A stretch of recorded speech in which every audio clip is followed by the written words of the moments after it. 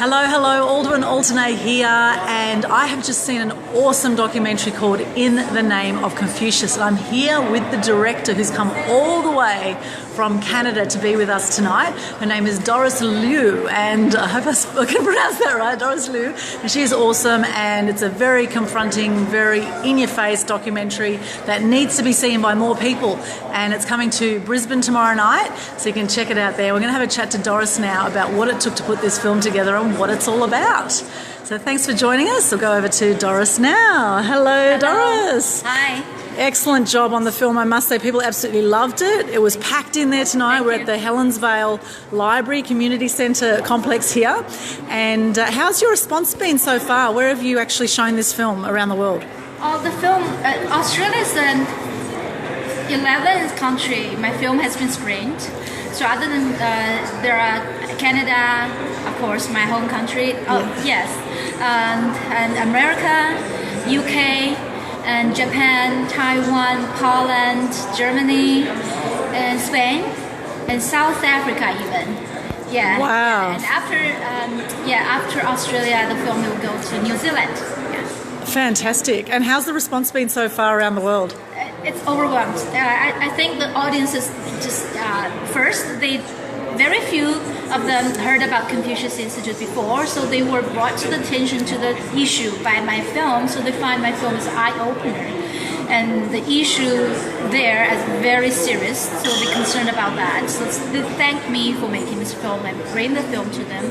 And actually, some of them even launched campaigns to against the Confucius Institute in the local.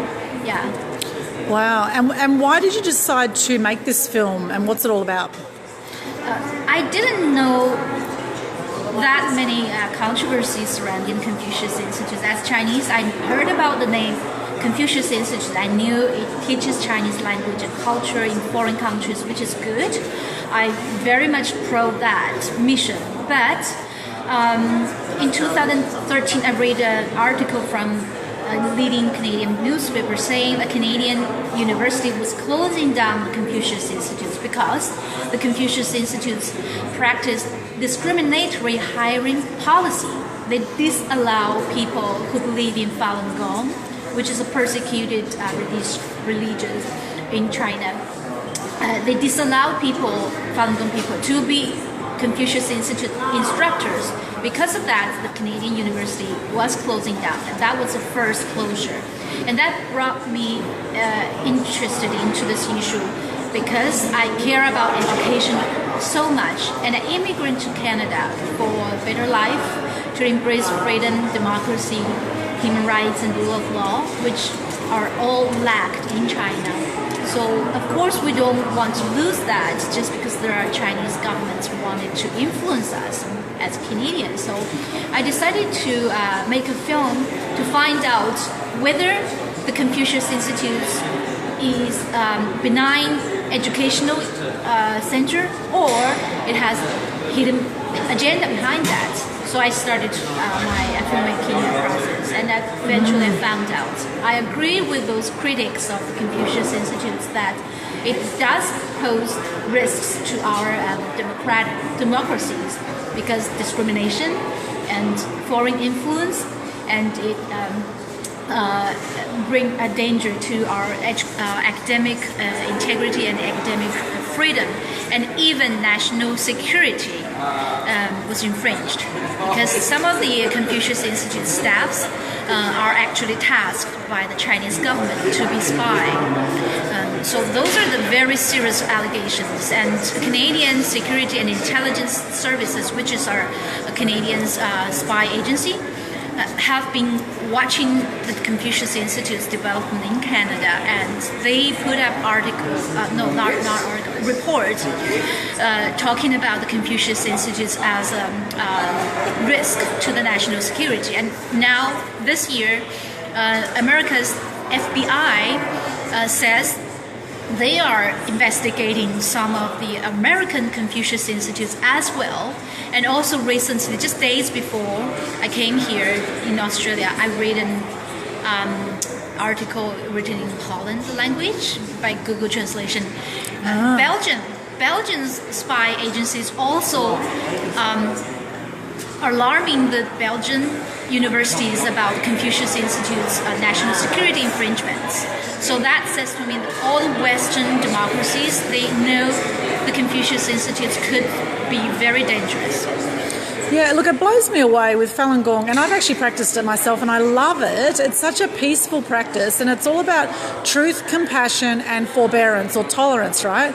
I just don't understand why the Chinese government is so threatened by this such peaceful practice, and why they go to such lengths to put an end to it and to brainwash people with the communist regime. I mean, what are your thoughts on that? Like the main character of my film, Sonia Zhao, she practiced Falun Gong, and her mother practiced Falun Gong, and her mother was arrested and put into jail for 2 years just because she practiced Falun Gong and believed in truthfulness, compassion, and forbearance. It was a beautiful message. But sadly, in China, since 1999, people who still practice Falun Gong are facing that danger to be put into prison. My understanding about why the Chinese government is persecuting or banned Falun Gong was, on the surface, the number of Chinese people who practice Falun Gong are larger than the number of Chinese Communist Party members, which makes the Chinese Communist Party felt threatened because they wanted to maintain the control to Chinese people. But what if the large number of Chinese people believe in something other than communism, other than Communist Party's ideology? They will feel they lose control of the Chinese people. And also, more deeper, my understanding is that Falun Gong is rooted in traditional Chinese culture. It's all about the traditional Chinese philosophies, which values the harmonize of the human and universe and such.